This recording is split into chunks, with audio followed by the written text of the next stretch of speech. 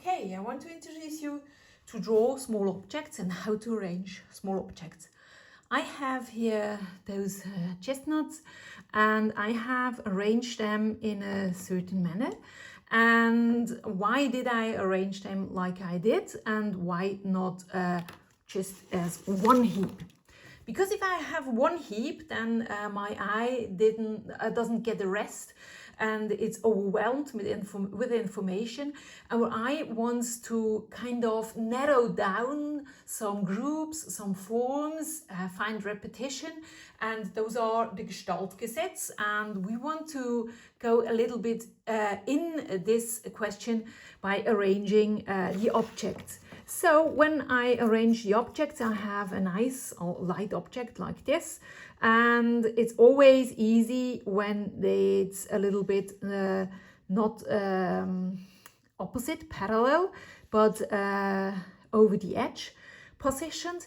Then when I add another object, I add it with a overlapping. So here I have an overlapping, because then I have a step from the foreground to the background, or for the middle ground to the more back middle ground, and this helps me to find easier a form. Then what I also have, then I want to make another group visually, that I have a first group, maybe a second group, and this has to be compelling. If I arrange it like this is a little bit boring.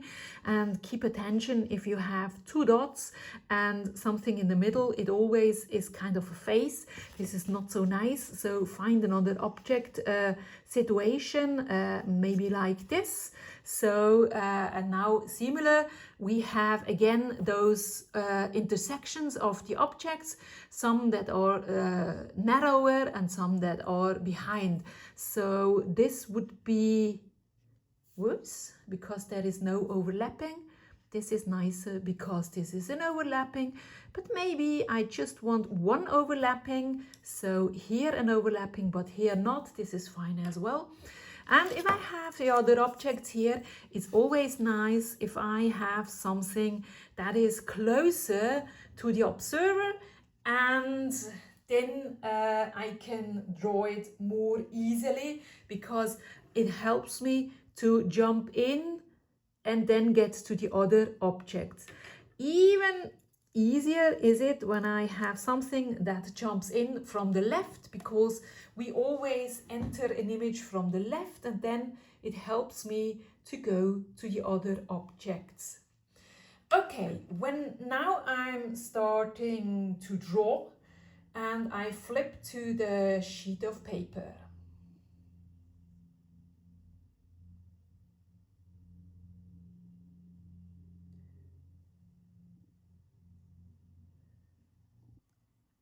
Okay, this is my sheet of paper, and now I'm starting with the shell on the outer left position. I find the overall form like this, and then I have the thorns here. I make many faint lines, and this is a thorn here, and this is a thorn here, and again. And when I have the overall idea of this shell, so I have it now like this, maybe some lines that are going in here, and then it's darker in here, and I have a shadow that is going around here, a little bit of thorns in the shadow as well, and I lay down the pencil and I draw a little bit of shadow. And when I lay down the pencil, I can make wider lines. This helps me to work faster. Something like this, maybe a little bit of shadow here as well. So, and a little bit of highlighting the line. Okay, now I measure how much it goes up from this height to the other object. And this is not so much, because I have a perspective. It's almost only half of it. And then I'm starting here the other shell that is in the background. Please look at the image below so that you can compare my perspective I have now with what I'm drawing here. So I have now the overall form, so this kind of trifoliate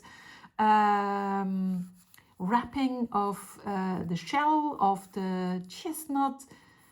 And okay, it's coming here. I do not see almost any thorns, a little bit of thorn here, a little bit of darker here. And again, what I have is a little bit of shadow. I lay down the pencil till I have a wider line.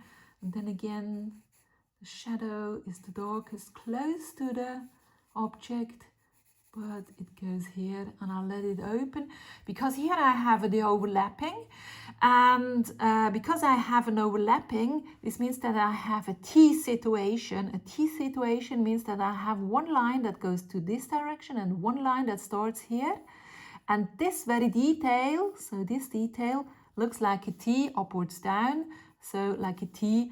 And this is a T situation. So be always very precise with those T situations because they help the observer to understand how the space really works. And now I draw the chestnuts and a little bit of line here. So this is a wobbly round stuff here. A little bit darker here because it's a shadow and a little bit of shadow. And I incorporate the shadow here. And here I have an overlapping, and actually the chestnut goes here. Okay, something like this. Now I have this second part here, and then I measure the distance from this object to the next object. I hold my pencil over the image and I say, well, this is 1 and not, so if this is 1, it's not 1, but 0.8, a little bit further down, going to, okay, and now I have those wobbly round forms. Again, here a T situation, and this wobbly form is very wobbly in the perspective, so I see a ridge here. And then no overlapping here because I did put it like this, and then the other wobbly form here that overlaps here precisely, T situation, here more precise, T situation, and here a little bit of overlapping, but not in between here, okay? And the wobbly form, and the wobbly form, and the wobbly form. So it helps me to draw this wobbliness when I use different lines, and that I only steer the eye a little bit around the silhouette. So this is a small ridge that turns in here, then the whiter part here, so the whiter part here, oh, this is an indent, goes to this direction, and no white part here at all. And now I do the shadow. Again, I lay down the pencil, it goes till the object, then here it starts another shadow. This goes to the right. Okay, and here again a shadow that goes here like this. Okay, the shadow is a little bit darker, going directly from the object because the object is dark and it doesn't mirror the light. That's why it's darker here. The object and again, okay, and then I can control, maybe this plate is too straight, maybe this would be a little bit more up. Yeah, it's not always that easy when you are explaining, talking and drawing both together, but yeah, that's it.